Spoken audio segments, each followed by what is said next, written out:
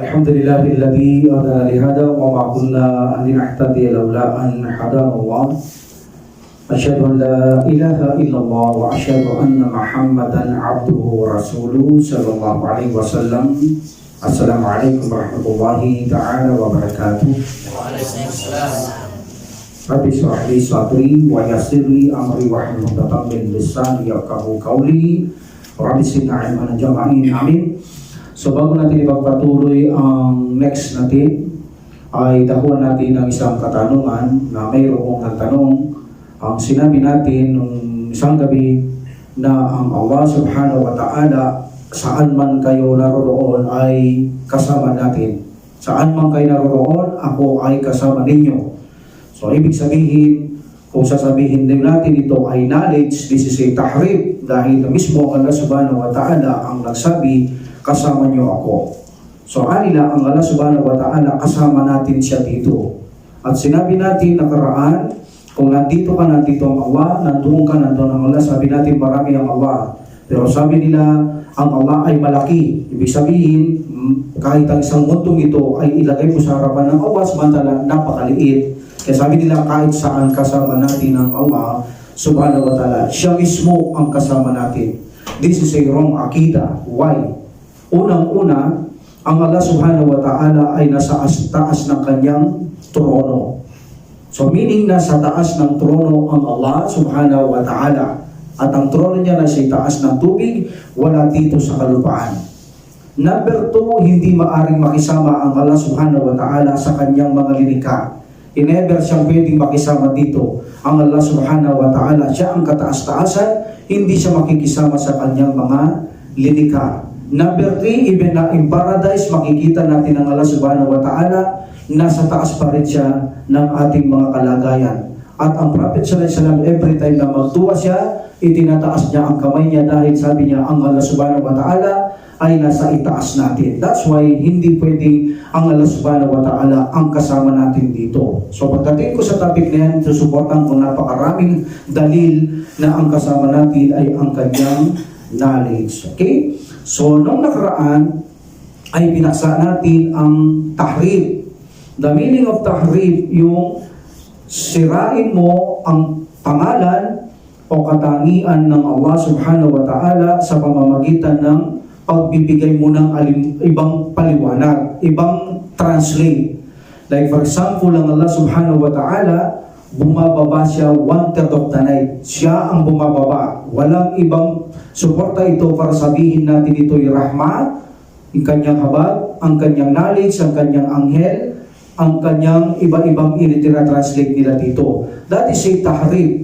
Meaning, walang ibang bumababa. 1/3 of the night in the lowest heaven ang Allah subhanahu wa ta'ala. At sabi ng hadith, inahanap ng Allah. Meaning, kapag nakita ng Allah ang isang taong nagsusumamo sa gabing yaon at humihingi siya sa kanya, bibigyan siya ng Allah subhanahu wa ta'ala. Kung humingi ng tawad, patatawarin siya ng Allah subhanahu wa ta'ala. That is a time of best time tahajjud, 1/3 of the night. Siya mismo ang bumababa.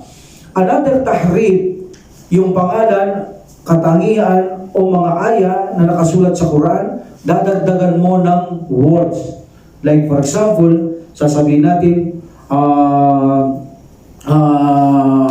pagdaragdag ng words, ang Allah subhanahu wa ta'ala sa araw ng paghukom, siya ang bababa. Meaning siya ang darating. They add this amru. They add this amru. Ang command ng Allah subhanahu wa ta'ala ang darating. So meaning, sa araw ng paghukom, ang Allah subhanahu wa ta'ala ang darating. But they adding amrun. They adding amrun, hindi nila matanggap ng Allah subhanahu wa ta'ala ang darating. That is a ta'rif. Sinisira mo ang isang aya. Imbis na darating ang Allah, hindi. Sabi niya, ba't darating naman ng Allah? Ang darating yung kanyang utos, hindi siya. Another ta'rif, dinadagdagan natin yung salita ng letra. So nag-iiba ang kahulugan. Sinisira, hindi natin matanggap yung tunay na kahulugan o yung talagang nakasulat sa Quran, papalitan natin, magdadagdag tayo ng letra. O kaya naman, magdadagdag tayo, magpapalit ng haraka. Para palitan natin ang kahulugan ng isang salita. That is a tahrib. Bawal natin gawin yan sa pangalan, katangian, o anumang ayat, o anumang hadith na authentic na Prophet sa Islam, never tayong gumawa tahrif. Kapag ang sino mang nagumawa ng paninira na ito para mapalitan ang meaning, lumalabas ka na sa Islam. Kung ito ay sinasadya mo. Okay, now dadako tayo sa ta'til. Dati si tahrif now ta'til. Apat ito, hindi natin pwedeng gawin. Ang pangalawa ay ta'til. Min gayri tahrif, wala ta'til. Ta'til meanings inire-reject mo ang mga pangalan ng Allah subhanahu wa ta'ala at kanyang katangian, o inire-reject mo ang ayat sa banal na Quran. Meaning, kapag sinabi ng Allah subhanahu wa ta'ala may kamay siya, ay di ako naniniwala ang kamay yan. Pag sinabi niya may mukha siya, ay di ako naniniwala may mukha ang Allah. Pag sinabi niya mayroon akong pandinig, hindi ako naniniwala. Meaning, inire-reject mo ang sinasabi ng Allah subhanahu wa ta'ala. Hindi mo pinaniniwalaan dahil ang katwiran mo laisa kamithlihi shay. Walang katulad ang Allah subhanahu wa ta'ala. That's why kapag sinabi niya may mukha, ay hindi ako naniniwala dyan. Walang kamukhang Allah.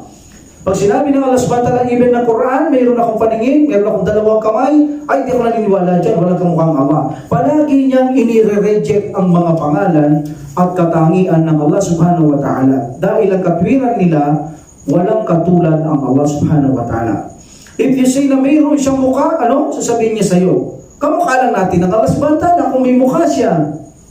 Pag sinabi ng Allah subhanahu wa ta'ala, mayroon siyang pandinig, di kamukha lang natin ng Allah subhanahu wa ta'ala. That's why, hindi ako naniniwala mayroon siyang pandinig, mayroon siyang mukha, mayroon siyang kamay, mayroon siyang paa, hindi ko pinaniniwalaan yan. That is a ta'til. Ang tahrif, nakapasok siya sa ta'til. Because tahrif, hindi mo matanggap ang original niyang teksto, pinapalitan mo by adding words, letter, o pinapalitan mo translate. That is a ta'til. Ang tahrif, nakapasok din sa ta'til. But ta'til, hindi siya nakapasok sa tahrif. Okay? Like for example, sasabihin natin, para malaman natin in chapter 5, verse 64, A'udhu billahi minasyaitanir rajim, Bismillahirrahmanirrahim, Bal yadahu, and then, mabashutatani. Bal yadahu mabashutatani, or you can say mabashutatan. Meaning ang Allah subhanahu wa ta'ala, datapwat ang kanyang mga kamay ay nakaunat na malapad. Kita nyo, ang kanyang mga kamay nakaunat ng malapad. Anong ibig sabihin ng nakaunat na malapad ng Allah subhanahu wa ta'ala? Siya ay nagtutustos. Naka-open ang kanyang mga kamay, nakaunat, meaning tinutustusan niya ang kanyang mga lirika. Dahil sabi ng mga Hudyo, nakagapos daw ang tali, ang kamay ng Allah subhanahu wa ta'ala. Hindi, sabi niya, nakaunat ang kanyang mga kamay. So dito sinabi ng Allah subhanahu wa ta'ala, mayroon siyang kamay. Mayroon siyang kamay. Ilan? Dalawa. Sinabi niya ito. Dalawa ang kanyang kamay. Because yadani, if you make mudapilay, drop danun, yadani became yadahu. Nakaunat ang kanyang dalawang kamay. So meaning dalawa ang kamay ng Allah subhanahu wa ta'ala. So dito, yung mga gumagawa ng ta'til, hindi nila matanggap na may kamay ang Allah subhanahu wa ta'ala, papalitan nila ito ng meaning. Papalitan nila ito ng meaning. So, ang sabi nila, no, ang kamay na tinutukoy dyan ng Allah subhanahu wa ta'ala ay likas na kakayahan. Nakaunat ang kanyang likas na kakayahan. O sinasabi nila, kagandahang loob. Tulad natin, bukas palad, meaning mapagbigay ka, kagandahang loob nila.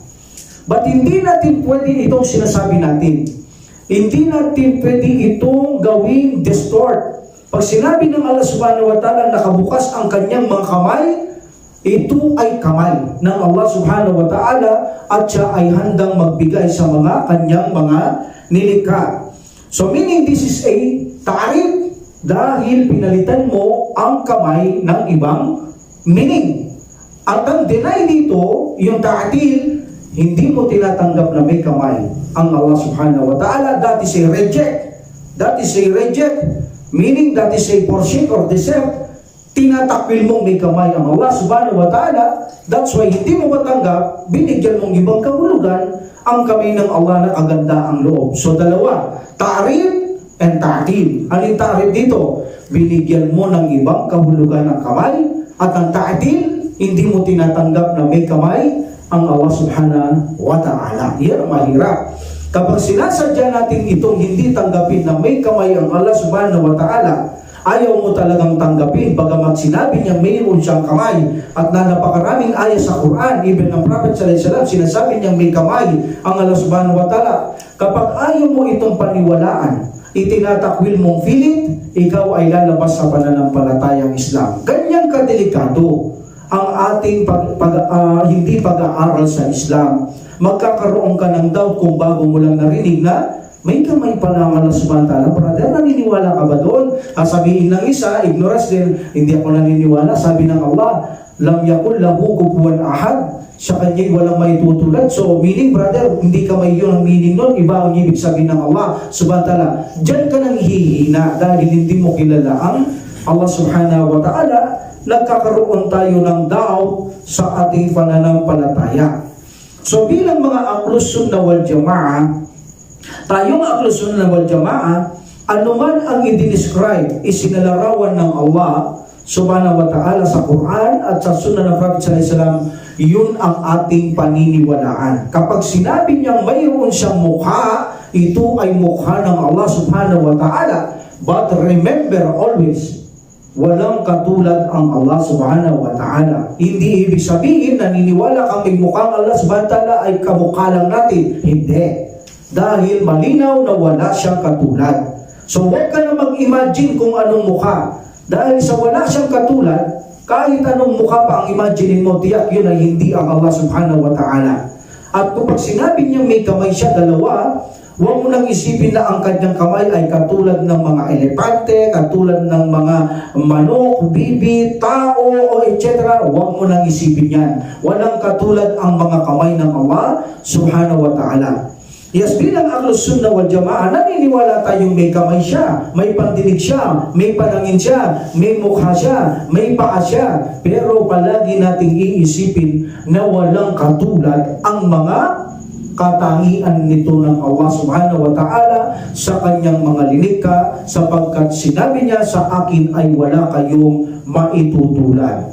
Okay? So iyan ang ating paniniwala. Hindi tayo nararapat na gumagawa ng tahrif and ta'til. Yung tahrif, iibahin mo meaning, at ta'til, i-reject mo ang mga pangalan at katangian ng Allah subhanahu wa ta'ala. Kapag sinabi niya ang kanyang mga kamay ang nakabukas, huwag kang magbibigay ng ibang translate. Dati si ta'rif, bibigyan mong ibang kahulugan. Kapag ayaw mong tanggapin ang kanyang kamay, dati si ta'til.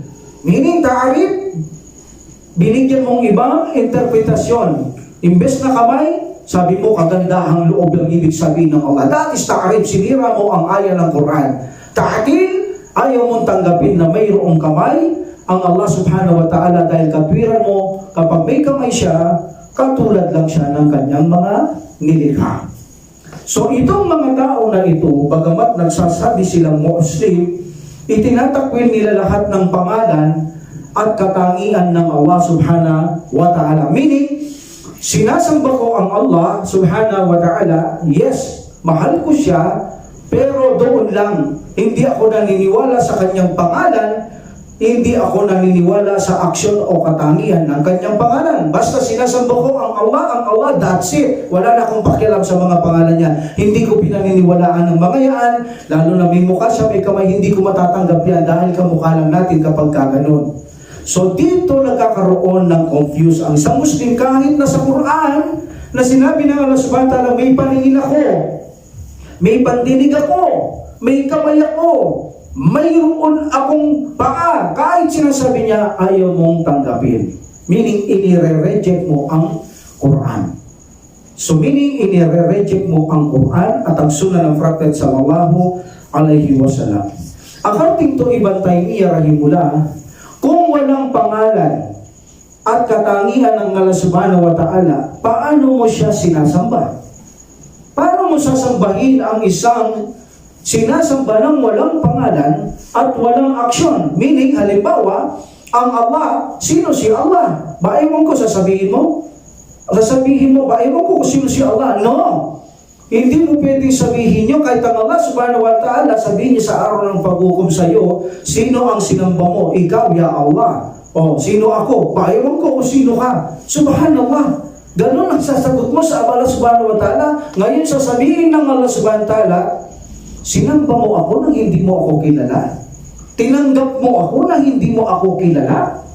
Halimbawa, gaya ng sabi natin, mayroong isang taong bagong dating, sasabihin niya, ako mamumuno nyo.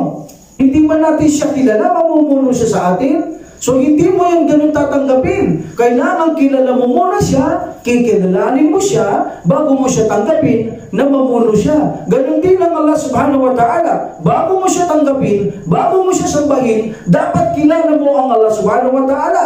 Kung ikaw ay nag-embrace ng Islam, kung hindi mo siya kilala at nagustuhan mo ang Allah subhanahu wa ta'ala, obligasyon mo siyang kilalanin, obligasyon mo siyang alamin. Kikilalanin mo at sasambay ng hindi mo alam, ang hindi mo kilala.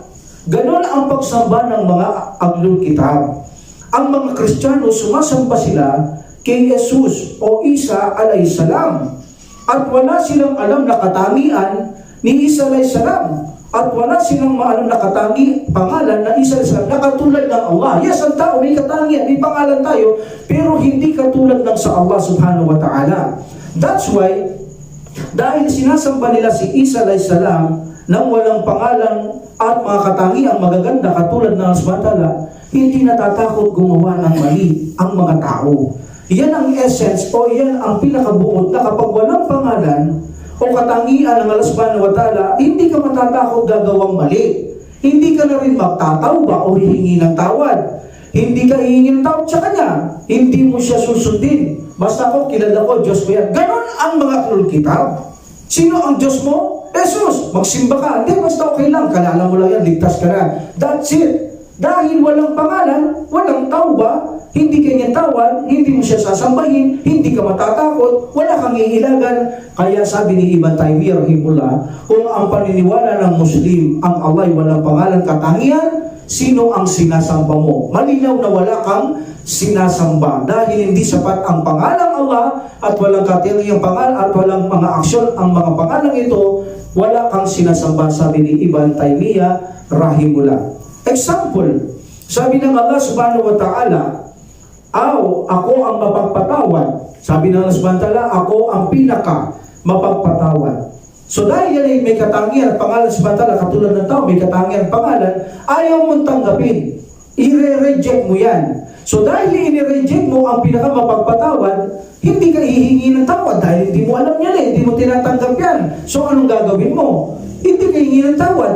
So nonsense, gumagawa ka ng kasalanan na hindi ka humihingi ng tawad, hindi ito makatarungan. So nonsense na gagawa ka ng gagawang kabuktutan tulad ng mga hindi Muslim, mayroong nagtapataya ng loto, may nagiinom ng alak, may nagsusugan, may nandadaya, may nandudugas, kasi nga walang ganun pangalan ang sinasamba nilang Jesus na siya'y pinakamapagpatawad. Wala. So dahil walang pinakamapagpatawad na pangalan si Jesus o Isa alayhisalam, gawa sa lalang gawa ng kasalanan at kalokohan. That's why hindi uubra sa isang Muslim ang sasamba sa Allah subhanahu wa ta'ala, isusuka mo ang kanyang pangalan at katangian. Kailan ka matututong matakot sa Allah subhanahu wa ta'ala? Like for example, ako'y may panangin, sabi ng Allah subhanahu wa ta'ala, namamasid ko, nakikita ko lahat ng aking linika, i-reject mo ngayon. So ayaw mong tanggapin. O ngayon, wala na nakatingin sa'yo. Hindi ka na rin matatakot gumawang mali, hindi mo na gagawin ng sala, hindi mo na gagawin ng fasting, wala naman nakatingin sa'yo wala naman nakakakita sa'yo That's why hindi tama ang pagsamba sa Allah subhanahu wa ta'ala na hindi natin paniwalaan ang kanyang mga pangalan at katangian. Gayong ito ay nakalagay sa banal na Quran, ang mga pangalan ng Allah subhanahu wa ta'ala. At bawat pangalan ng Allah subhanahu wa ta'ala ay mayroon itong aksyon at maaari nyo itong i-describe. Madali siyang i-describe. Basta't alam nyo lamang ang saktong kahulugan ng pangalan ng Allah subhanahu wa ta'ala, napakadali nyo na itong isalarawan. Like for example, sasabihin natin, ang Allah subhanahu wa ta'ala, nakikita ko, sabi niya, batid ko, nakikita ko ang lahat ng bagay. That is Al-Basiru. Al-Basiru, Siya ang nakakakita, nakamamasid ng lahat ng kanyang mga lilikha. So, ang attributes niya ngayon, yung action niya, ano ang action niya? Ano mang ginagawa mo, batid niya. Ang kahulugan niya, nakikita ko lahat. Ang action niya, ano mang gawin niyo, saan kayo mang pumunta, alam ko yung ginagawa niyo. Nakikita ko kayo. But another attribute sa samantala, sabi natin, kapag siya gumagawa, gagawin niya lamang yung gusto niyang gawin. But in this time, nakikita niya ang lahat ng kanyang mga lilikha. So maniniwala tayo na nakikita tayo ng Allah subhanahu wa ta'ala, at dito ka magkakaroon ng takot sa Kanya. Bakit? Dahil alam mong nakatingin sa iyo ang Allah subhanahu wa ta'ala, iiwasan mo ang Kanyang ipinagbabawal. Ngayon, kung hindi mo yan tatanggapin, hindi ako naniniwala nakikita ko ng Allah, may mata katulad ko, reject yan. So, hindi ka iilang gagawang mali. Bakit? Wala naman nakatingin sa iyo eh. Wala naman nakakikita sa iyo eh. Ibig sabihin ng Allah subhanahu wa ta'ala, siya ang as-sami'u, ang nakaririnig ng lahat ng bagay, naririnig niya ang lahat ng mga bagay, ito man ay bulong, ito man ay kaing, ito man ay sigaw, ito man ay salita, ito man ay kalabog ng ating dibdib, mga huni ng ibon, agos ng tubig, alon ng dagat, lahat yan naririnig niya. Ay, sabihin mo, ay, hindi ako naniniwala. Reject yan. So, hindi ka rin gagawin sa takot magsalita ng masasama. Bakit? Eh, wala naman nakaririnig sa iyo, rineject mo eh. Ganon ang pag-reject sa Allah. Kapag inireject mo ang pangalan ng Allah subhanahu wa ta'ala katangin, rineject mo na rin ang Allah mismo subhanahu wa ta'ala ang kanyang pangalan, kaya hindi uubra sa isang Muslim na sumasamba ka sa Allah subhanahu wa ta'ala na hindi mo kilala ang Allah subhanahu wa ta'ala. So meaning, ang mga Muslim, hindi sila gumagawa ng tafwid. Tafwid meaning siya kung nagbibigay ka ng sarili mong paliwanag. Pag sinabi ng Allah subhanahu wa ta'ala, may kamay siya, huwag kang magde-deny o gagawa ng tafwid, meaning gagawa ka ng hangarin mo bilang sarili mong kinakatawan, meaning magdadahilan ka. Ito'y kasinungalingan at kaignorantihan. That is a tafwid. Ikaw ay gumagawa ng salitang imbento para mapasinungalingan mo ito at lumitaw ka na ikaw ay isang naglililang o nagliligaw na tao. So ang mga Ahlus Sunnah wal Jamaa, hindi tayo nagko-commit ng tafwid. Hindi tayo gumagawa ng tafwid. Kapag sinabi ng Allah subhanahu wa ta'ala, mayroon siyang kamay, nakabukas ang kanyang kamay, nakabuka, alhamdulillah. Tatanggapin natin itong buong-buo at ang kamay na ito ay kamay talaga. Hindi natin bibigyan ibang interpretasyon ang mga kamay na ito, ngunit huwag natin isipin na ang kamay ng Allah subhanahu wa ta'ala ay katulad ng kanyang lilikha. Palagi niyong iisipin kapag sinabi niyang may mukha siya, hindi natin katulad, pero tatanggapin natin may mukha siya. Kapag sinabi niyang mayroon siyang pandinig, tatanggapin mo, pero huwag mong iisipin katulad ng ating pandinig. Pag sinabi niyang mayroon siyang kamay at paa, huwag mong iisipin katulad siya ng kamay at paa natin. Marami ang mga paa. Nakikita natin sa mga lilikha ng Allah subhanahu wa ta'ala na hindi magkakatulad. Paa ng bibi, paa ng manok, paa ng aso, paa ng pusa, paa ng elepante, paa ng zebra, paa ng gagamba. Sila rin ay hindi magkakatulad. Pero ang mga ito, bagamat lilikha ng Allah subhanahu wa ta'ala, huwag nating isipin ang paa ng Allah subhanahu wa ta'ala ay may katulad siya sa kanyang lilikha. Walang katulad ang Allah subhanahu wa ta'ala sa kanyang mga lilikha. So meaning, ang Ahlus Sunnah wal Jamaa, malaya siya. Malaya siyang gumawa ng tahrif at ta'til. Hindi siya gumagawa hindi siya gumagawa ng ta'arif. Kapag sinabing kamay, hindi ka gagawang ibang paliwanag, hindi mo ito ititinay, hindi ka gagdadagdag ng letra o words para ibahin mo ang kahulugan ng kamay. Okay? So tayong mga Ahlus Sunnah wal Jamaa, huwag natin gagawin ng ta'rif at saka ta'til. If Allah subhanahu wa ta'ala said, bumababa siya, sabi ng Prophet sallallahu alaihi wasallam, yanzilu rabbuna, bumababa ang ating Panginoon 1/3 of the night in the lowest heaven. Huwag kang gagawa ng ibang paliwanag. Kapag sinabi ng subhanahu wa ta'ala siya bumababa, alhamdulillah, ang ating Panginoon mismo ang bumababa. At hindi mo ito tatakwil. Hindi mo itatakwil. Even na sabihin natin, hindi ka gagawa ng interpretasyon. For example, sabihin natin, bumababa ang Allah subhanahu wa ta'ala. Okay, sabihin natin bumababa ang Allah subhanahu wa ta'ala. Hindi ako gagawa ng interpretasyon, pero hindi ako naniniwala na siya mismo ang bababa. Pero hindi ako mag-i-interpret. I-deny ko lang. Itatakwil ko lamang na ang Allah ang bumababa. Pero hindi ako gumawa ng ibang interpretasyon, hindi ako nagdagdag ng letra o words para magawa tahrif. No, only ta'til. Itatakwil ko lang na ang Allah, hindi ako naniniwalang siya ang bumababa. Pero hindi na ako gagawang iba translate. O like for example, ang Allah subhanahu wa ta'ala, sinabi niya nakabukas ang kanyang palad, kaya sabihin ng tao, okay, hindi ako naniniwala na ito'y kamay. Pero hindi ako gagawa ng interpretasyon, bahala ng Allah subhanahu wa ta'ala, siya ang nakakaalam. Siya ang higit na maalam kung ano sinasabi niyang kamay. Meaning, itinatakwil mo lang ang kanyang mga kamay. Ayaw mo ang kanyang mga kamay. So kapag ito ay ginagawa natin na nakasulat sa Quran at ayaw nating tanggapin ang kanyang mga kamay at ito ay pananadya, ito ay paglabas sa pananampalatayang Islam. Ganyan ang Quran. Remember, ang Quran, niribili itong mutasyabihat, hindi malinaw at mukamat at malinaw. Ngunit lahat ng pangalan ng Allah subhanahu wa ta'ala ay malinaw, kaya hindi natin pwede itong bigyan ng ikhtilaf o gawing batas. Ang batas lang ang may ikhtilaf, ngunit ang tauhid, wala tayong dapat bigay na ikhtilaf. Kung anong sinabi ng Allah subhanahu wa ta'ala, ay yaon yun. Sometimes, ang mga kaaway ng mga Muslim, sinasabi nila ang Ahlus Sunnah wal Jamaa ay mapaggawa ng tafwid. Tafwid, yung magsalita ka ng sarili mong gusto mo na pagkapaliwanagan. Yung aka-haka, kuro-kuro, pinagbibintangan tayo. No. Ang totoo, tayo ang gumagawa ng pagsunod, pagtanggap sa anumang binabanggit ng Allah subhanahu wa ta'ala. Kapag sinabi niya mayroon siyang kamay, agad-agad natin itong tinatanggap. Hindi man natin alam kung anong uri ng kamay, ba't tinatanggap natin ito dahil sinabi ito ng Allah subhanahu wa ta'ala at ng Propeta sallallahu alaihi wasallam na sinabi niya may kamay ang Allah subhanahu wa ta'ala, automatic tumatanggap tayo. Yun ay kasunungalingan ng mga naninira sa mga Ahlus Sunnah wal Jamaa na mapaggawaran ng tafwid ang mga Ahlus Sunnah wal Jamaa. Kaya sabi ni Ibn Taymiyyah rahimahullah, ako ay Ahlus Sunnah wal Jamaa, Salafiyya o Sunni. Salafiyya means pagsunod sa mga sahaba, tabi'in. They are the best generation. That is a Salafiyya.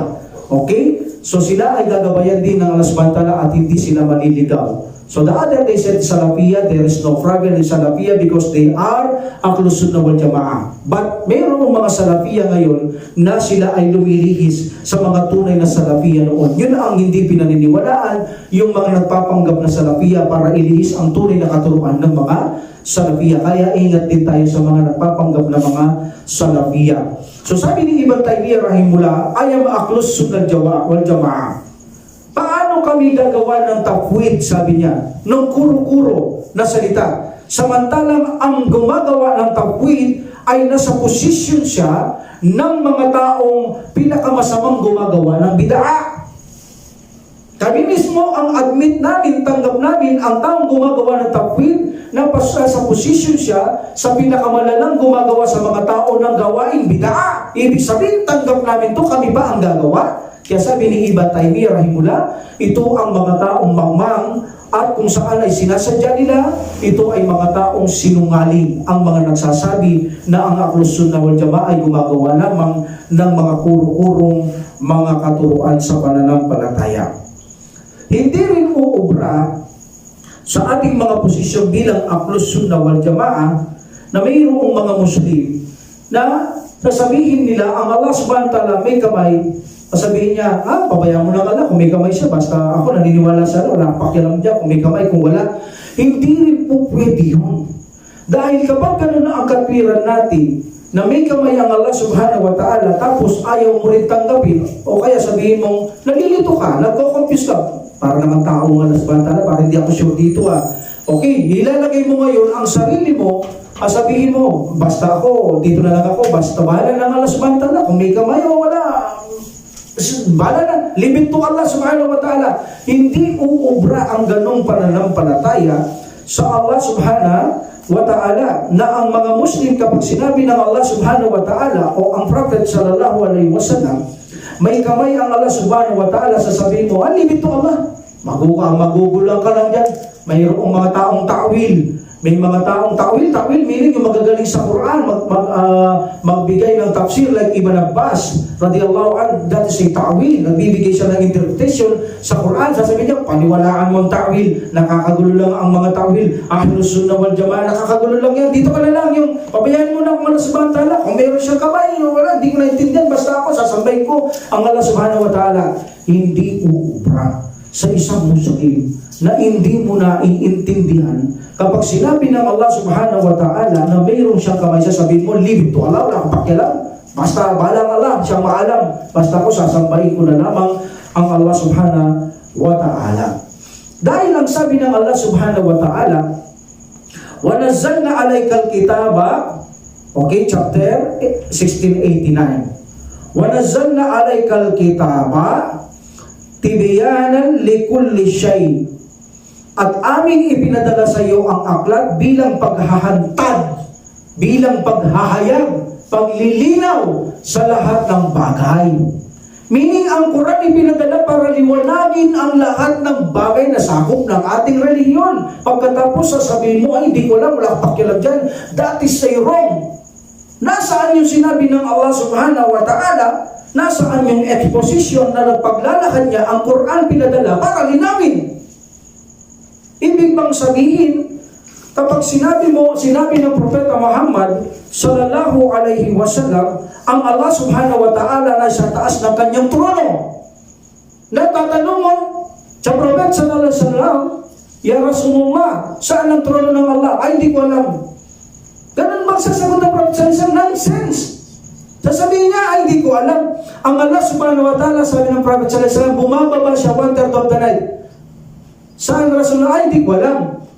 Anong klaseng revelasyon ng puro hindi alam? Diba? Kaya sabi ng Allah subhanahu wa ta'ala, pinadala kong Quran para ilahad ko sa inyo ang lahat ng bagay. Huwag niyo sasabihin may kamay ako, wala kang pakialam sa kamay ko. Hindi mo aalamin, hindi mo pag-aaralan. Sinabi kong may mukha ko, wala kang pakialam sa mukha ko, hindi mo ko pag-aaralan. Meaning, hindi pinaliwanag. Yan ang Propeta Muhammad sallallahu alaihi wasallam na mayroon akong mukha, sasabihin mo, libit to alam, di ako basta naniniwala, kumpisa ko, magulo ako, basta samba ko sa Allah subhanahu wa ta'ala. That's it, bahala ng Allah kung may mukha, wala. Ganon ang pananampalataya mo. Ibig sabihin, inire-reject mo ang Allah subhanahu wa ta'ala at ang kanyang Propeta sallallahu alaihi wasallam sa pagbibigay linaw sa mga katangian at pangalan ng Allah subhanahu wa ta'ala. Kaya naman, mga kapatid ko sa pananampalataya, walang ibang malaking paninirang puri maliban dito. Kaya wag na wag niyong sasabihin, kapag mayroong kamay ang Allah subhanahu wa ta'ala na hindi mo aalamin, sabihin mo, libit to ka lang, may kamay siya, brother. Oo, sige, pabayaan mo lang, walang pakialaman yan.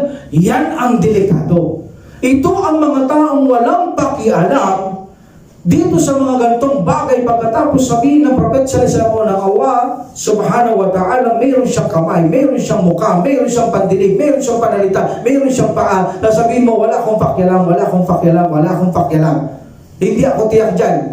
Wala akong pakialam. Kung meron siya, bahala ng Allah subhanahu wa ta'ala. Subhanallah, ang mga ganitong uri ng taong mga Muslim ay ang pinakamalala na may ginagawang paninirang puri. Meaning, sinisiraan mo ang Allah subhanahu wa ta'ala at ang Propeta Muhammad sallallahu alaihi wasallam. Ito raw ang pinakamasama na paninirang puri. Nasabihin mo pagkatapos ilahad ang Quran para bigyang liwanag ang lahat, sasabihin mo, hindi mo alam, hindi mo alam, hindi mo alam. Ibig mong sabihin, hindi pinaliwanag ng Propeta Muhammad sallallahu alaihi wasallam ang isang bagay, sasabihin mong hindi mo alam. Ibig bang sabihin ng Prophet sallallahu alaihi wasallam, itinago niya ang kaalaman sa Islam, bakit hindi mo alam? Ibig sabihin, kulang ba ang reliyon kung bakit hindi mo alam? That's why ang sino mang Muslim na sumasagot na hindi ko alam, sito ay malaking paninira sa Allah subhanahu wa ta'ala at kay Propeta Muhammad sallallahu alaihi wasallam. Kaya kailangan talagang mag-aral ang isang Muslim para hindi siya magka-confuse. Ibig bang sabihin ng Prophet sallallahu alaihi wasallam, kapag sinabi niyang Allah may kamay, hindi niya kayang ipaliwanag ito na ang Allah subhanahu wa ta'ala, ito ay kamay niyang tunay? Ngunit kung tinatanong niyo kung anong kamay, huwag niyong itanong sapagkat walang katulad ng Allah subhanahu wa ta'ala. Pero ito'y kamay ng Allah subhanahu wa ta'ala, sariling kamay ng Allah subhanahu wa ta'ala. Sasabihin mo ngayon, ay, hindi ako naniniwala dyan, basta magulo ako dyan, basta samba lang ng samba sa Allah. Kaya hindi tamang katwiran ang mga bagay na ito. Okay? Alhamdulillah, ibig sabihin, nagsasalita pala ang Propeta Muhammad sallallahu alaihi wasallam na hindi niya alam ang kahulugan ng kanyang mga sinasabi. That's why walang higit na mapanirang puri sa mga ganitong uri ng Muslim na wala silang pakialam sa mga pangalan at katangian ng Allah subhanahu wa ta'ala. At ito ang isang pintuhan ng mga scholar na maaring magbigay na pwede na siyang lumabas sa pananampalatayang Islam kapag konting pagkakamali niya lamang ay lalabas siya sa pananampalatayang Islam. So, alhamdulillah, sasabihin nila na hindi nila alam ang mga bagay-bagay. We don't know. Sasabihin nila yan. Alhamdulillah. So, ingatan natin mga kapatid na huwag natin gawin ang mga bagay na yan. Kahit na malinaw na sa Quran at sa Sunnah ng Prophet Muhammad sallallahu alaihi wasallam ay i-reject pa rin natin o ayaw natin tanggapin o bahala ng Allah subhanahu wa ta'ala. May mga tao, mga Muslim, kapag tamad mag-aral, sasabihin nila, sila yung gagawa ng tafwid. Sasabihin nila, mas mainam sa panahon natin ngayon ang mga kalab kaysa sa mga salaf. Okay? Sasabihin nila, okay, ang mga salaf, they are pious predecessor. Okay, shape tayo sapagkat sila yung pinangalagahan, but mas magaling ang kalab sa mga generasyon natin. That's why dapat kalab tayo. What is kalab? Yung kalab daw ay higit na maraming kaalaman kaysa sa mga salafiya, sahaba, tabi'in. Subhanallah. Paano sila naging maalam sa mga yun? Kompleto ng revelasyon sa kanila. Kompleto na sa kanila ang katuruan. Ibig sabihin, naging marunong pa ang huling generasyon sa mga yun. Ibig sabihin, nagdadagdag sila. Kaya akala ng mga iba, tama ang sa kanila dahil pinagaganda nila ang isang kompleto na para lamang linlangin lamang ang mga tao. Sometimes sasabihin ng mga kalap, okay, dito tayo, dito sa middle, balanse. Huwag sa mga taong ta'wil, huwag sa mga taong aklus sunnah wal jamaah. Balanse. Sasabihin lang may kamay ang Allah, itatranslate, ipanlabas ang kanyang mga kamay, paniniwala kung ano ang mga nagagawa ng kamay ng Allah SWT, anong action, anong attributes, dito tayo. Huwag tayo nga alis sa gitna para shape. Shape daw sila. Paano naging shape ang taong walang knowledge? Sige nga. Shape ka, wala kang knowledge, ayaw mong tanggapin ang attributes ng kamay ng SWT, ayaw mo rin tanggapin na may kamay siya. Doon to ka sa balanse. Hintayin ka para bang mag-gera kung sino manalo, doon ka na lang kakampi. Ganun ang lagay mo. Sinasabi nila, para share tayo, dito tayo sa gitna. Okay? Hindi mo kailangan ng knowledge. Magbalanse ka lang. Paano naging shape ang mga taong walang knowledge? Sasabihin mo, sa lugar na ito, halimbawa, napasok ka sa yungib, hindi mo alam ang yungib na ito. Hindi mo siya kilala. Dahil sasabihin mo, shape ka doon. Hindi mo, ngayon mo lang pinasok yung yungib na yun. Sasabihin mo, shape ka, wala kang alam doon. Sasabihin mo, ikaw na Muslim, shape ako, wala akong alam. Paano ka naging shape, wala kang alam? Sinabi mo mismo, shape ako, pero wala akong alam. Subhanallah, kailan naging ligtas ang walang alam? Ang sabi ni Ibn Taymiyyah Rahimahullah at ibang scholar, ang shape, yung may alam. Paano? Ibig sabihin, ang Islam, huwag kang mag-aaral para wala kang alam, shape ka. Yung nag-aaral, hindi siya shape. Kita nyo? Yung mabuti, ginawang masama. Yung masama, ginawang mabuti. Kasi bakit? Sa panahon kasi natin ngayon, marami ng Muslim ang tamad mag-aral. So ngayon, dahil gusto nilang kunin, maging miyembro ng mga sektang ito, sasabihin nila, dahil tamad ka dito hindi obligado ang pag-aaral. Magbalansi ka lamang. Pag nagbalansi ka, kahit wala kang knowledge, dito tiyak kang shape kang ligtas. Wala kang knowledge, shape ka. Pero kailan naging shape ang taong walang alam? Subhanallah, kahit sa isang lugar na pupuntahan mo, kapag hindi mo alam, hindi ka makararating eh. Hindi mo alam eh. Paano naging shape ang paglalakbay mo noon? Kaya sabi ng mga majority scholar, hindi maaaring maging ligtas ang ignoranteng Muslim kumpara sa mga Muslim na nag-aaral. Ang may alam, siya ang shape dahil alam niyang mali, alam niyang tama, kung sa paglalakbay, alam niyang pupuntahan niya, hindi siya maliligaw. Kung Yung para sa walang knowledge, hindi niya alam ang mali, hindi niya alam ang tama, hindi niya alam ang kanyang pupuntaan, paano naging sheep ang mga taong mga walang knowledge. Iyon ang tafwid. Gumagawa sila ng mga sarili na lang mga kuro-kuro, haka-haka. That is a ta'til. Number 3, takyib. Takyib. Takyib, ito ay nangangahulugan na kung saan how, what, how. Sasabihin natin how. Okay? Takyib. Ang takyib, kapag tayo ay nagtatanong na how, tandaan nyo, ano, gaano ba, paano ba, like that, ha? Okay, dalawa ito. Bibigay ko muna, paliliwanag ko rin sa inyo to. Okay? Or kayo ay nagme-mention kung ano ang katangian ng Allah. Number 1, how. Ibig sabihin, may mukha ng Allah. Anong mukha ng Allah? Gano ba yung mukha ng Allah? May kamay. Oh, brother, paano yung kamay ng Allah? Gano ba style niya? That is a how. Tinatanong mo yan. That is a how. That is a takyib. O kaya magbibigay ka ng sarili mong description. That is a takyib. Okay? So sa mga Ahlus Sunnah wal Jamaa, magagawa natin ng takyib kung mayroong ebidensya o mayroong nagsasalaysay na atin itong mapagkakatiwalaan. So may witness, o kaya pamilyar tayo, o kaya inimport tayo ng mapagkakatiwalaang tao, makakagawa tayo ng takyib. Makakapagbigay tayo ng description. Like for example, si Imam Saleh, dumating, nakasakay akong kabayo. Tatanong sa'yo, dumating si Imam Saleh, bro, ano sakay niya? Kabayo, nakita mo eh. Pwede mong sabihin kabayo ang sakay niya. Pero kung hindi mo nakita, sasabihin mo kabayo? Wala kang nakita sinasakyan niya, hindi ka pwedeng gumawa ng ganun. Kung nakita mo, ay maaari mong sabihin kung anong sasakyan niya, kung bakit siya dumating. Sasabihin mo, kabayo. Anong kulay ng kanyang, o kaya kamelyo, o baka, o ano pa man, anong kulay ng kamelyo niya, brother, na sinasakyan? Nakita mo yan, dilaw. That is a good. Dahil may ebidensya, maaari mong sabihin, hindi yan takyib. Ang takyib, yung walang information, walang revelation, walang nakakita, walang nakasaksi, pagkatapos magbibigay ka ng pagsasalarawan, o kaya sasabihin mo, how is how? Ito ay mangangahulugang takyib. Now, bigyan natin ito ng halimbawa para makuha natin. Okay? Now, like for example, takyib. Sasabihin mo, ang sabi ng Allah subhanahu wa ta'ala, mayroon akong mukha. Now, malapit ka sa akin, mayroon mukha ang Allah, brad, nabasa ko sa Quran. Yan, alhamdulillah, may mukha ng Allah. Ano bang itsura ng Allah?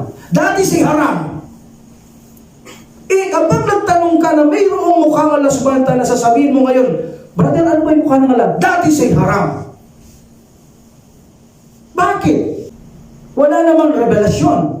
Walang pagpapaliwanag sa Prophet sallallahu alaihi wasallam. Walang mag-i-inform na anong mukha niya. So meaning hindi mo pwedeng itanong kapag ito ay katangian ng Allah subhanahu wa ta'ala na mayroon siyang kamay na sabihin mo, brother, anong kamay meron ng Allah? Anong itsura ba? Hindi mo pwedeng itanong yan. That is a haram. Why? Bakit ito ay haram? Sapagkat wala tayong impormasyon. Walang witness. Like for example, ng Allah subhanahu wa ta'ala bumaba. One time of the night. Sasabihin mo, brother, paano bumababa ng Allah? Abay, hindi mo pwedeng itanong yan. Bakit? Wala naman nakasaksi kung paano bumababa ang Allah. Walang revelasyon kay Prophet sallallahu alaihi wasallam. Dahil walang kamukha ang Allah subhanahu wa ta'ala.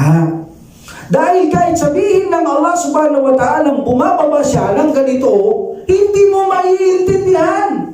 Dahil ang pagbaba ng Allah subhanahu wa ta'ala ay hindi katulad ng pagbaba ng kanyang mga lilikha o nakikita natin bumababa ng mga tipaklong, ng mga gagamba, ng mga langgam, kahit anong lilikha, hindi niya kamukha ang kanyang pagbaba. So kapag sinabi ng Allah subhanahu wa ta'ala bumababa siya, sabihin mo, how? Hindi mo pwedeng ilahad. Bakit? Hindi mo nakita, hindi mo alam. Kahit inibil pa kay Prophet sallallahu alaihi wasallam, sabihin mo Muhammad sallallahu alaihi wasallam, ganito akong bumababa. Dahil walang ganong pagbaba sa mundo, hindi mo mai-imagine. Nonsense. Walang benepisyo kapag sinabi ng Allah subhanahu wa ta'ala. Walang kwenta sa atin. Bakit? Hindi ito sakop ng ating mga kaalaman, hindi sakop ng ating pananampalataya. Kaya hindi mo siya pwedeng itanong, siya lang ang nakakaalam niyan. Ang sabi ng Allah subhanahu wa ta'ala, وَمَا أُوتِيتُمْ إِلَّا قَلِيلًا. Binigyan ko lang kayo ng kaalaman, karampot lang ang ibinigay ko sa inyong kaalaman. Kung sasabihin kong mukha ko, hindi nyo alam kahit anong imagine ninyong mukha. Sa buong mundo, wala akong kamukha. Paano nyo maintindihan ang mukha ko kung sabihin ko sa inyo? Nonsense. Walang pakinabang. Kaya hindi na kailangan sabihin ng Allah subhanahu wa ta'ala kung anong meron siyang mukha. That's why ang Muslim, haram na itanong niya na anong merong mukha ang Allah. Nakuha niyo, brother? Dahil, bakit mo itatanong kahit sabihin ng Allah, di mo maiintindihan? Bakit ko pa itatanong? Sabihin na natin, sige. Like for example lamang, for the sake of argument, binigay ni Allah subhanahu wa ta'ala ang kanyang mukha, o kamay, o paa, o pandinig, o pananalita kay Prophet sallallahu alaihi wasallam. Paliwanag ko sa kanila, Muhammad. Ngayon, hindi mo naintindihan. Ano yun? Ano sinasabi ng Prophet sallallahu alaihi wasallam? Parang wala sa mundo ito Hindi ko yata alam ito O ngayon, meron bang kwenta meron bang benefits? Wala! So bakit ko ba itatanong kahit sabihin pala ng Prophet sallallahu alaihi wasallam, hindi ko rin maiintindihan? Ba't itatanong ko ba kung anong mukha yan? Kahit sabihin pala, hindi ko rin maiintindihan. That's why, dahil alam ng mga sahaba na ang Allah subhanahu wa ta'ala kapag sinabi niya may kamay, hindi sila nagtatanong kay Propeta Muhammad sallallahu alaihi wasallam kung anong mukha yan. Bakit? Alam nila na walang katulad ng Allah subhanahu wa ta'ala, malabo na maintindihan ang mukha ng Allah subhanahu wa ta'ala, even na may revelation o wala. Pero gayon pa man, hindi na inihahayag ng Allah subhanahu wa ta'ala kung anong mukha meron siya, sapagkat ito ay sa Kanya lamang at hindi na sakop ng ating pananampalataya at hindi na rin natin ito maiintindihan. Isa pa, kapag sinabi ng Allah subhanahu wa ta'ala na ganito ang mukha niya, hindi natin naiintindihan, baka gawin yung fantasy ang mukha ng Allah subhanahu wa ta'ala. Correct? Baka gawin yung laro ang mukha ng Allah subhanahu wa ta'ala. Itrawin ko nga. Parang fantasy ito ganito. Gagawin yung katawa-tawa ang mga attributes ng Allah subhanahu wa ta'ala. That's why, hindi niya ibibigay yan, hindi mo naiintindihan niya, baka mapunta ka lang sa fantasy pa.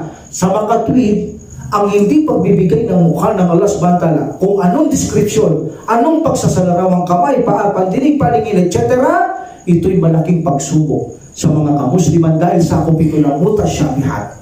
Kaya sa Muslim, kapag sinabi ng Allah subhanahu wa ta'ala, nakabasa kayo o nakarinig kayong mayroong pananalita, ang Allah subhanahu wa ta'ala, isipin mo, kamukha ng bibig natin, wag. Ngayon, wag mo na rin itanong kung ano mayroong pananalita ang Allah subhanahu wa ta'ala. That is a takib. Another form of takib, yung magbibigay ka ng mismong pagsasalarawan. Ikaw mismo ang magbibigay kung ano ang mukha ng Allah subhanahu wa ta'ala. Like for example, bumababa ang Allah subhanahu wa ta'ala 1/3 of the night. Sabi mo, alam mo ba yung pagbaba ng mga gagamba, brother? Kung paano bumababa? Ganon bumababa ang Allah subhanahu wa ta'ala. Ibig sabihin, may kamukha ang Allah subhanahu wa ta'ala. Sinira mo ang aya ng Allah subhanahu wa ta'ala na wala siyang katulad. Binigyan mo siya ng katulad kung paano siya bumababa. That's why hindi mo pwedeng sabihin yan kung paano bumababa ang Allah subhanahu wa ta'ala. Walang nakakaalam yan. Hindi mo pwedeng tanong kung paano siya bumababa. Dati sa ram. At hindi ka rin pwedeng sumagot na ganito ang pagbaba ng Allah subhanahu wa ta'ala. Dati sa also ram. Kung ito ang sagot mo ay pananadya na ganito ang bumababa ang Allah subhanahu wa ta'ala. Walang revelasyon, walang saksi, walang witness. Pagkatapos sinasabi mong ganon na sinasadya mo, marunong ka pa sa Quran, marunong ka pa kay Prophet sallallahu alaihi wasallam, sa ganitong sitwasyon, ipinakikita mo, alam mo ang ginagawa ng Allah subhanahu wa ta'ala, lalabas ka sa Islam. Kaya hindi mo pwedeng bigyan ng description ang anumang katangian ng Allah subhanahu wa ta'ala. Manalig lang tayo kung sinabi niya na mayroon siyang muka, huwag nating itanong kung anong mayroon siyang muka. At huwag nating i-describe ang mukha ng Allah subhanahu wa ta'ala. In this Quran, sabi ng Allah subhanahu wa ta'ala, mayroon siyang dalawang kamay. Paniniwalaan ba natin dalawa lang ang kamay ng Allah subhanahu wa ta'ala? Yes, because sinabi niya dalawa lang eh. Even na Prophet sallallahu alaihi wasallam, may dalawang kamay ang Allah subhanahu wa ta'ala. Sabi niya, di ba? Mayroon ding dalawang kamay ang Allah subhanahu wa ta'ala. Now, iisipin mo ba dahil dalawa lang ang kamay mo, ganun din sa kamay mo? Sasabihin mo ngayon tulad ng paniniwala ng mga ibang sekta ng Muslim na sabi nila ang Allah subhanahu wa ta'ala, they are assembled to a man. Katulad ng siyang lalaki. Kung mayroon lalaki dalawang kamay, mayroon din ang Allah subhanahu wa ta'ala. Kung 5 daliri mo, bali 5, tsaka 5, 10, pares kayo ng Allah subhanahu wa ta'ala. Itinatranslate nila o ini-interpret nila ang Sahih Bukhari na sinabi ng Allah subhanahu wa ta'ala, lilikhain ko ang tao ayon sa kanyang wangis. That's it. That is a authentic hadith. Sabi ng Allah subhanahu wa ta'ala, lilikhain ko ang tao ayon sa kanyang wangis. That's why sabi nila, ang alay kawangis ng tao dahil lilikhain niya raw sa kanyang wangis. Pero hindi nila naiintindihan ang hadith. Anong sabi ng Allah subhanahu wa ta'ala? Lilikhain niya ang tao ayon sa kanya. Hindi sinabi ayon sa akin, ayon sa kanyang wangis. Meaning, anumang wangis ang gusto ng Allah subhanahu wa ta'ala likhain sa kanya, lilikhain ko ang tao. Meaning, sa gusto ko na ibibigay kong wangis sa kanya. Iyon ang translate nun. At number 2, ang sabi ng Allah subhanahu wa ta'ala, lilikhain ko ang tao ayon sa kanyang wangis. Meaning, itinuturo niya si Adam alayhisalam. Ito, gagawin ko ang mga tao sa kanyang wangis. Wangis ni Adam alayhisalam, hindi sa aking wangis. That's why mali ang kanilang mga interpretasyon. Na sinasabi nila ang Allah lilikha ang tao ayon sa kanyang wangis. Kung may dalawang kamay ang Allah, dalawa rin kamay sa iyo. Mayroon siyang 10 daliri kaliwat kanan, mayroon din siyang 10 daliri kaliwat kanan, dalawang paa mo, dalawa rin sa Allah subhanahu wa ta'ala. Itinulad mo ang Allah subhanahu wa ta'ala, dati si takip. Binigyan mong pagsasalarawan ang Allah subhanahu wa ta'ala na katulad lamang ng kanyang mga nilikha. That's why mayroong mga sekta sa ating pananampalataya na sinasabi nila ang Allah ay katulad lamang ng tao. Kahit na sinabi pang walang katulad ng Allah subhanahu wa ta'ala, pilit nilang ginamit yung hadith na kung saan sila ang naliligaw ngayon dahil sa ipinipilit nila ang hadith na yun, bagamat ang Quran sinabi na nga na wala siyang katulad at wala kayong may tutulad, pinipilit nila ang hadith na magkaroong katulad ang Allah subhanahu wa ta'ala. Isa pa rito, saan man kayo naruroon, kasama niyo ako. So meaning, ang Allah subhanahu wa ta'ala, kung hindi siya tao o katulad ng tao, hindi siya pwedeng sumama dito. Hindi siya pwedeng sumama. Kaya siya'y tao rin katulad natin para makisama siya sa atin. Malaki siya. Kahit siya'y kayo pumunta, nandun ng Allah. Kasama natin dito ang Allah subhanahu wa ta'ala. Subhanallah. Ano pa yung ginagawa ng Prophet sallallahu alaihi wasallam? Nagduduwa pa siya sa itaas ng trono ng Allah. Nandito na lang pala. That's why may mga Muslim nagduduwa na kayoko sila. Dahil katwiran nila, kasama niya lang ang Allah dito sa lupa. Ngayon naiintindihan nyo kung bakit sila nagduduwa ng ganyan. Dahil katwiran nila kahit saan ka, kasama mo ang Allah subhanahu wa ta'ala. But the Prophet sallallahu alaihi wasallam never niyang ginawa yan. Tinanong siya kung bakit siya nagduduwa palaging nakataas. Ang sabi niya, ang ating Panginoon ay nasa itaas ng trono. Kung kayo ay hihiling, tingnan nyo ang inyong Panginoon, humingi kayo sa Kanya. Natural. Ganun ang hihingi. Hihingi ka ba sa tatay mo? Nandito siya, dito ka haharap. Tay, bigyan mo nga ako 10 piso. Yun ba'y pagrespeto sa tatay mo? Natural, hihingi ka sa harapan ng iyong tatay. Kung nasa harapan mo, dito sa harapan mo. Kung nasa kanan mo, sa kanan mo. Kung nasa itaas mo, tay, bigyan mo muna ako 10 piso. Ganun din ang Allah subhanahu wa ta'ala. Dahil sa taas siya ng kanyang trono, hihingi ka sa Allah. Dahil ito ang maliwanag na batayan na ang Allah subhanahu wa ta'ala ay wala siya sa kalupaan. Ang tinutukoy dito, pagdating ko dito, knowledge ng Allah subhanahu wa ta'ala. Paano naging kasama ang knowledge? Bigyan mo nga ako, sabi niya, ng mga logic para maintindihan ko. Like for example, tayo ay mga pulis. Okay? Pulis. Ang mission natin ay may pumasok sa bangko. At ang bangko ay puno ng mga, ano ba tawag dito? Ha? CCTV. Okay. Now, nakikita natin doon sa sakyan natin, pulis tayo, mission natin sila, natitrace natin sila doon, nasa loob sila ng mga bangko. Okay? Nandun tayo sa loob ng sasakyan, may computer din tayo, kita-kita natin sila. Now, ang mga kasama mong pulis, okay? Ang mga kasama mong pulis, lumusot doon. Ikaw natira ka dito para i-trace mo sila kung saan sila nakalugar. Ikaw ba'y kasama nila o hindi? Kasama kanila by way of knowledge. By way of knowledge. Sigaw mo nagsasabi na sa ganito si ganito, nasa ganito si ganito. Ingat ka, huwag kang dadaan dyan, meron kalaban dyan. By way of knowledge, kasama niyo ako. Pero hindi mismo doon sa akto na kung saan nasa lugar kayo, wala ko doon. But nandito ako sa malayo sa sasakyan, tinitignan ko, minamando ko ang mga nagnanakaw doon sa loob na nilalakawan at tinuturuan ko kayo, kasama niyo ako by way of knowledge. Ganun ang sinasabi ng Allah subhanahu wa ta'ala.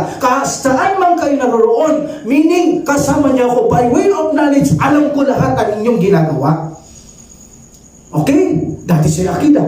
Masarap, matamis kapag nag-aaral kang akida. Hindi ka nalilito, hindi ka nagko-confuse. Ang lahat ay nagiging malinaw. Ano mang sekta ang paniniwala nila ngayon, kayang-kaya mong aprubahan na ito ay mali, ito ang tama.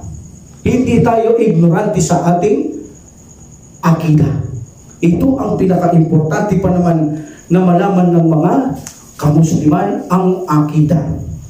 So ito ang takip, mga kapatid ko, sa pananampalataya. Okay? Takip, huwag tayong gagawa ng interpretasyon ng walang batayan, walang suporta, walang magpapatunay na ito ay nakita, inireveal ito. Huwag. Kapag sinabi ng Allah subhanahu wa ta'ala mayroon siyang mukha, huwag kang magbibigay ng interpretasyon mo na ganito ang mukha ng Allah subhanahu wa ta'ala.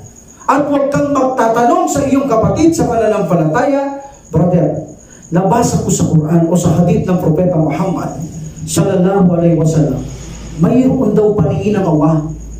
Mayroon daw paningin ng awa. Meaning, parang katulad natin, may mata rin siya, brother. Ano bang klaseng mata ng awa, brother? Alam mo ba? So, hindi mo pwedeng itanong yan. Dahil walang revelasyon dyan. Dahil walang nakakita niyan. At walang katulad ang Allah subhanahu wa ta'ala. Bakit hindi ko pwedeng itanong? Ulitin ko.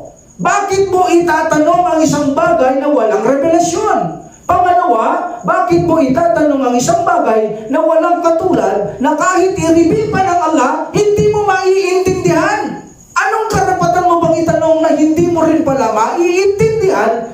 Kahit ipaliwanag pa ng Allah subhanahu wa ta'ala kay Prophet sallallahu alaihi wasallam, ito ang aking paningin, ito sabihin sa kanila, hindi ko naintindihan Rasulullah. Na magtatanong ka pa? Itatanong mo pa ba kung anong paningin niya, hindi mo rin pala maiintindihan? That's why, kapag ang Allah subhanahu wa ta'ala ay nagsabi na mayroon siyang ganito, wala tayong karapatang magsabi kung ano ang uri nito, anong bagay, anong pagsasalarawan nito. Pero tatanggapin natin ng ganap, buo, not partial, buong buo. Kapag sinabi niyang akong nakaririnig ng bagay, lahat maniniwala. Nakamamasid, maniniwala. Ang pinakamapagpaumanhin, maniniwala. Ang pinakamapagpatawan, maniniwala. Ang pinakamakapangyarihan, kataas-taasan, maluhati, dakila, maniniwala. Mayroon akong mukha, maniniwala. May mga kamay ako, dalawa, maniniwala. Mayroon akong paa, maniniwala. Nasa Quran yan. Huwag mo itatanong kung anong mukha yan, anong paa, anong kamay. At huwag kang magbibigay ng pagsasalarawan sa mga yaan. Ngunit sa pangalan ng Allah subhanahu wa ta'ala na mayroon itong attributes, makapagbibigay tayo ng pagsasalarawan sapagkat mayroong revelasyon. Ipinaliwanag ng Prophet sallallahu alaihi wasallam pagdating sa mga pangalan, may katangian, pwede mo siyang isalarawan kapag alam mo ang kahulugan ng kanyang pangalan. Dahil mayroon tayo revelasyon at naiintindihan natin because sakop ito ng ating pananampalataya. Like for example, ang Allah subhanahu wa ta'ala ang pinakamapagpatawad. That is Al-Ghafur. Ano ngayon ang description ng Al-Ghafur? May paliliwanag ba natin? Kailangan. Sakop ito ng ating pananampalataya. Meaning, lahat ng nagkakasala kapag manumbalik sa kanya ng may katapatan na pagsisisi, patatawarin niya. Ipaliliwanag ko, Al-Ghafur, ang mapagpatawad aki. Kapag humingi ka ng tawad, si Siridad, patatawarin ka niya. Kapag nagbalik Islam ka ng si Siridad, patatawarin ka niya. Hindi lang yung kapatid, patatawarin niya ang lahat ng kasalanan mo, gagawin niya pa ito ng mabuti. Tama? Naiisalarawan mo ang kanyang pangalan. Ba't pagdating sa kanyang mga katangian, mukha, pandinig, paningin, pananalita, kamay, paa, wala tayong karapatan sabihin kung ano ang klaseng mukha ng Allah subhanahu wa ta'ala o isalarawan ang mga ito sapagkat hindi sakop ito ng ating reliyon, walang revelasyon, walang saksi, kaya walang pwedeng magtanong. Ang sino mang magtanong na anong mukha, anong kamay, anong paa ng Allah subhanahu wa ta'ala ay bid'ah, sabi ni Ibn Uthaymin rahimahullah. At ang sino man ang nagtatanong o nagdadagdag ng description ng mukha ng Allah subhanahu wa ta'ala, dinagdagan mo ang katuruan ng Islam. Islam is a complete religion. Kapag nagbigay ka ng walang ebidensya, lumilitaw na dinadagdagan mo ang Islam, ang Quran, lumilitaw na hindi perfecto ang Quran, lumilitaw na nagtago ng revelasyon ang Propeta Muhammad sallallahu alaihi wasallam kung bakit hindi niya describe, alam mo i-describe, lumilitaw ang Prophet sallallahu alaihi wasallam, nagtago siya ng knowledge, hindi niya itinuro ang lahat ng bagay na katulad ng sinabi ng subhanahu wa ta'ala, meaning pinamamalian mo pa ang Allah subhanahu wa ta'ala na itinuro ng lahat ng bagay, sa parang pinakikita mo, hindi niya itinuro lahat ng bagay, bakit hindi niya na-describe ang mukha ng Allah? Bakit hindi niya na-describe ang kamay ng Allah subhanahu wa ta'ala? Samantalang ako, alam kong i-describe. Meaning kapag ito ay pananadya, lalabas ka sa pananampalatayang Islam. Kaya pakaingat tayo mga kapatid ko sa pananampalataya, huwag na huwag tayong gagawa ng walang ebidensya sa Islam. Even na ang mga ibada, pag walang ebidensya, leave it. Wa ma'utitu illa kalilan. Sa daan niyo ang sinabi ng Allah subhanahu wa ta'ala, katiting lang ang binigay kong kaalaman sa inyo. Katiting lang. Kompleto ang ating relihiyon. Yes. Pagdating sa relihiyon, complete. Pero ito ay katiting lamang na ibinigay ng Allah subhanahu wa ta'ala. Alam niyo ba ang Allah subhanahu wa ta'ala? Gawin mo mang tinta ang dagat, lahat ng puno, gawing panulat, hindi mauubos ang salita ng Allah. Gawin mong tinta ang dagat at ang mga puno gawing panulat ng Allah subhanahu wa ta'ala, hindi mo mauubusan ng Allah subhanahu wa ta'ala ng kaalaman. Ang ibinigay ko sa inyong kaalaman ay katiting lamang. Kung ano lang ang inihayag ko sa aking sugo, yun lang ang inyong tatanggapin. Kung ipinakilala kong may mamukha, paningin, paa ako, kung ano ang pagsasalarawan ko at ang aking sugo, yun lang ang tatanggapin nyo. Ang may mga paliwanag, ipaliwanag nyo. Sakop yan ng relinyo. Ang hindi ipinaliwanag na hindi na sakop ng relinyo, huwag nyo nang itanong at bigyan pa ng kapaliwanagan sapagkat yan ay maaring pumunta ka sa paglabas ng bakod ng pananampalatayang Islam. That is a takib.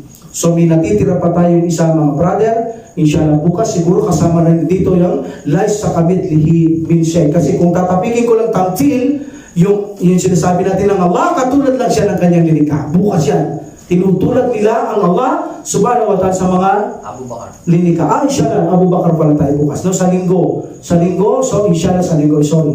So sa linggo natin itutuloy ang tamtil, dalas, na hindi natin pwedeng gamitin o gawin sa pangalan at katangian ng subhanahu wa ta'ala at sa kamit-lihisan. At sa kanya'y walang maitutulad, intindihin natin mabuti. Anong ibig sabihin ng Allah subhanahu wa ta'ala? Sa kanya ay wala kayong maitutulad. Insyaallah. Wa akhir alhamdulillah rabbil alamin wa salatu wa salam ala rasulillah. Subhanaka allahumma wa bihamdika asyhadu an la ilaha illa anta astaghfiruka wa atubu ilaik. Assalamu alaikum warahmatullahi ta'ala wabarakatuh. Jazakumullahu khairan. Waalaikumsalam. Allahu Allahu Allahu Allah Allahu Allahu Allahu Allah Allahu